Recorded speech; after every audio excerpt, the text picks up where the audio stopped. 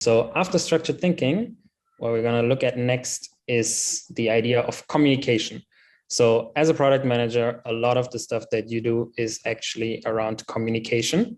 So when I say communication, I don't necessarily mean just talking, being nice, knowing how to speak English, but basically as a product manager, the main way for you to get anything done is via communication, which could be through informal meetings or status updates, but also documents like product documents or emails, Slack, or even like face-to-face.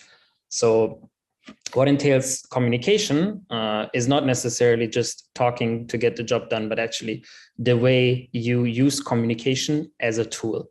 So imagine that you're working with stakeholders and they wanted you to build a new feature. Like they come up with an idea and say, why don't you build it for us? As a product manager, it would be easy to just say, okay, my boss tells me I need to build this, so I'll build it. But in the end, you're responsible for the outcome of the product. And most often than not, we actually have to say no to requests. So communication is also about the art of saying no, or the art of communicating your vision to make sure that stakeholders are aligned. So if such a request comes in, what you would probably want to do is understand the stakeholders' motivation. Like, why would they want you to build this product? And what is, for example, their fear that would happen if you don't build this product or feature? And then you would have to prioritize these requests. So basically, it's your responsibility as a product manager to set expectations.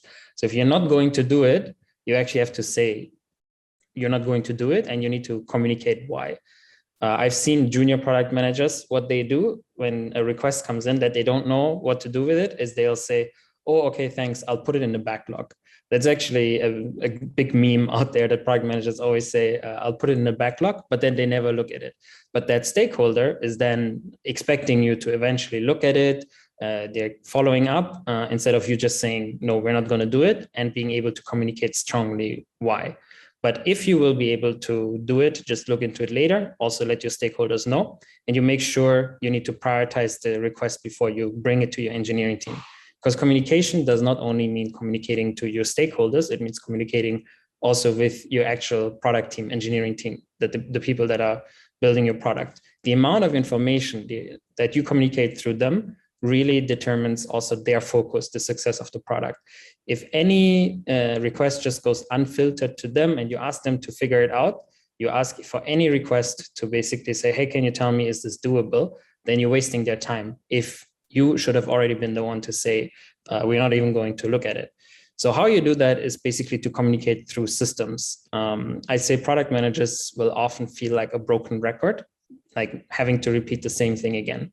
What happens to me a lot of time is that I say to a product or a feature no to one person, and then the next person comes to me and asks the same thing, and then the next, and then the next. Like there's some idea that for some reason everyone wants to implement, and I still think it's not a good idea. We still shouldn't do it.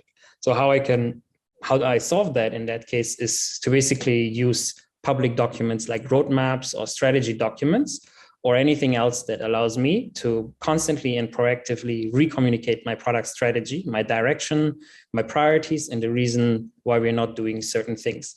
And that basically means communication happens automatically and it happens scalably. It does not depend on me being there and saying things. I can let those documents speak for myself, and everyone is aligned and on the same page.